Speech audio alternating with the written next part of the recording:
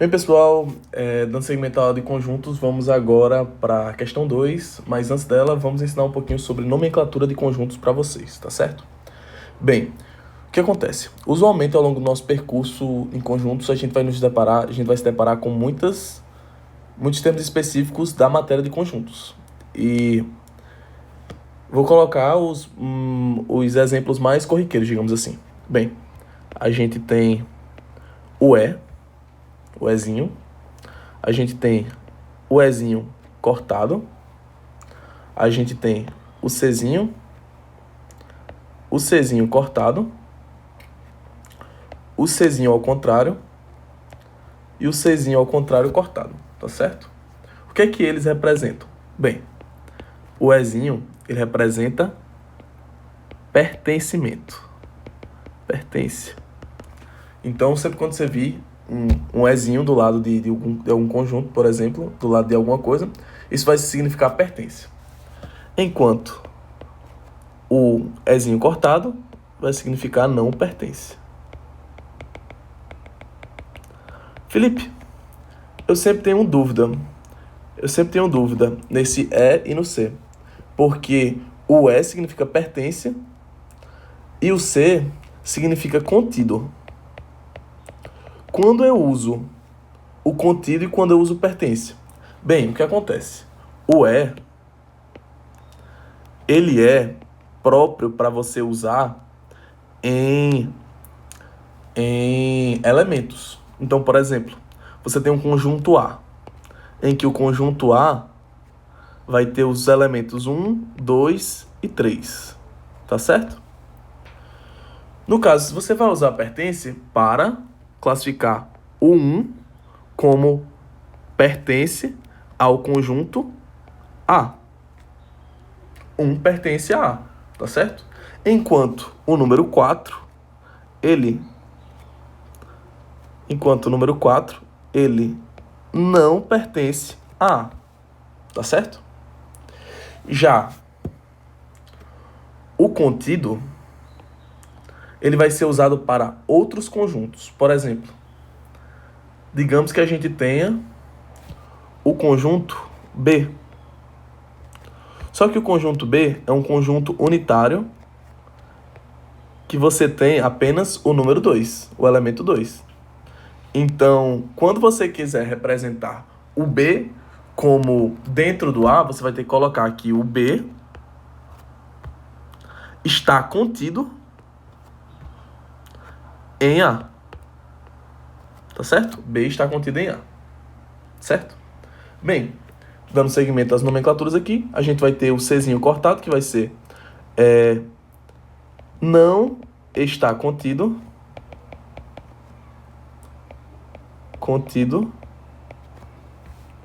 A gente vai ter o C ao contrário, que vai ser contém.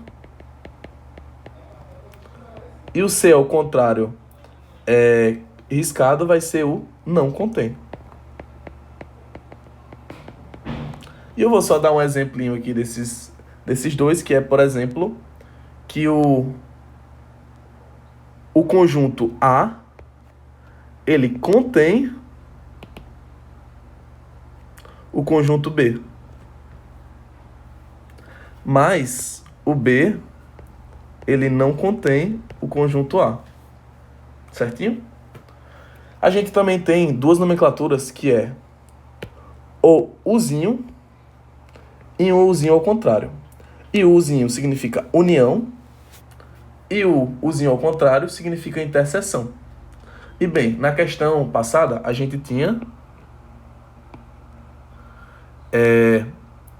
essa partezinha aqui, que eu chamei de interseção sem explicar isso. Mas bem, essa simbologia vai representar exatamente essa parte. Enquanto que a união vai ser a soma de conjuntos. Por exemplo, aqui a gente pode ter um conjunto, outro conjunto e outro conjunto. E a união desses três seria justamente todo esse espaço aqui. Enquanto o espaço amostral do conjunto A e do conjunto B, a interseção deles seria essa. Certinho? Então a interseção do conjunto AB seria essa daqui que eu estou marcando. É isso. Bem, agora vamos para a questão, tá certo? Deixa eu só dar uma apagada aqui na página. Vamos lá. Bem, sejam A, B e C conjuntos de números inteiros, tais que A tem 8 elementos. Vamos aqui brincando de marcar, né? A tem 8 elementos, B tem 4 elementos e C tem 7 elementos. Certo? Como sempre, a gente vai para o nosso diagrama de Venn, certo? O nosso diagrama, em que a gente vai representar o A, B e C, esses três conjuntinhos. Em que A união B, peraí, vamos para o nosso marca-texto de novo, A união B, união C, tem 16 elementos. Então, o número máximo de elementos que o conjunto D igual a interseção B, união B, interseção C, pode ter é igual a... Bom, o que acontece? Primeiro vamos saber o que D representa, tá? D é igual a interseção B, união B, interseção C, ok? Bem, então o que a gente vai ter? A interseção B, a gente sabe que é isso daqui, ó. A interseção B vai ser isso daqui. Tudo que tocar A e B vai ser A interseção B, certo? Então a gente vai ter que A interseção B é isso. Enquanto que B interseção C vai ser isso daqui. Certo? A interseção B e B interseção C. A soma dos dois, que é a união, vai ser justamente B interseção C mais isso daqui. Ah, Felipe, a gente não tem que contar a interseção dos dois duas vezes, não? Não. Porque se você está numa união, se você, no caso, já tinha o número 1 e o 2 aqui, e o número 1 e 2 está aqui, a gente não vai contar o número 1 e 2 duas vezes, por exemplo. Tá certo? Bem, então vamos dar nomes aos bois, para ficar mais simples a questão, ok? Vamos lá. Aqui eu vou chamar de Azinho. Perdão. Aqui eu vou chamar de Azinho. Aqui eu vou chamar de Bzinho. Aqui eu vou chamar de Czinho. Aqui eu vou chamar de X. Aqui eu vou chamar de K, de Y e de Z. Certo? Bem, então acontece que o nosso conjunto D ele é formado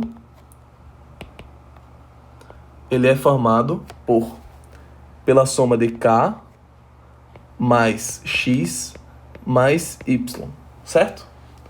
Bem, até agora tudo ok com nossa questão, certinho?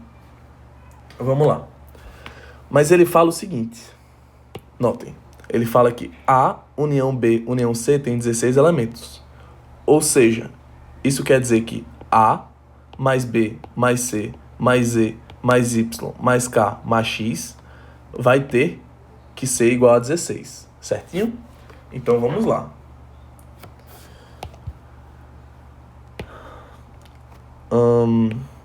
A mais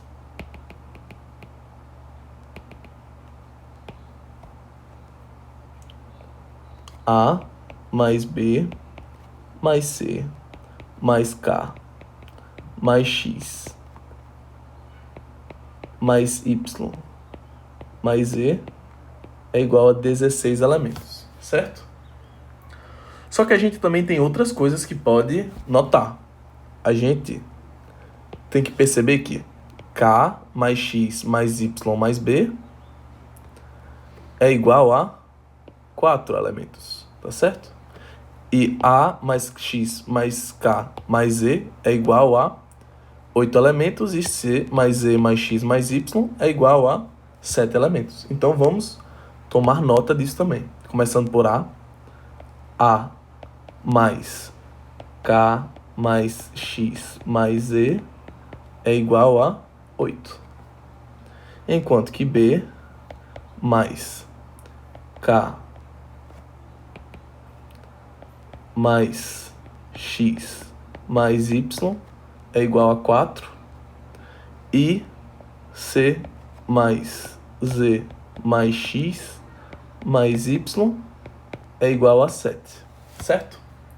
Bem, pessoal, o que eu vou fazer agora? O que a gente pode fazer? A gente precisa primeiro saber chegar nisso daqui. Como assim, Felipe? Bem, a gente precisa chegar nisso. Por que a gente precisa chegar nisso? Porque a partir do momento que a gente chegar nisso, a gente pode tomar conclusões.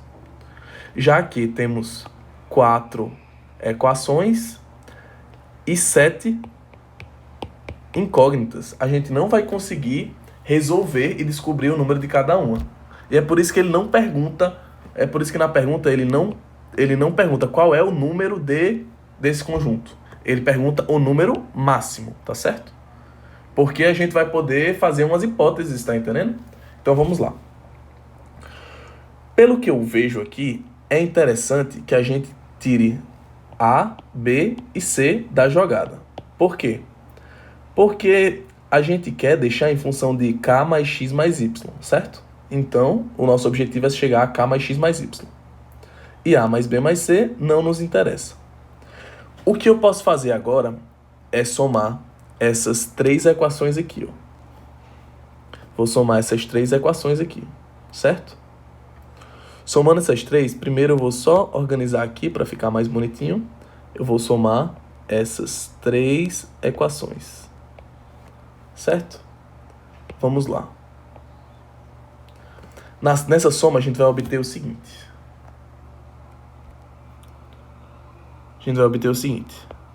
A mais B mais C mais K mais K, 2K. Z mais Z, 2Z. X mais... Não, X agora não. Y mais Y mais 2Y. E por último, X mais X mais X, 3X. 8 mais 7, 15, mais 4, 19. Ótimo. Agora a gente reduziu tudo isso aí em uma parcela um pouco mais maleável, digamos assim.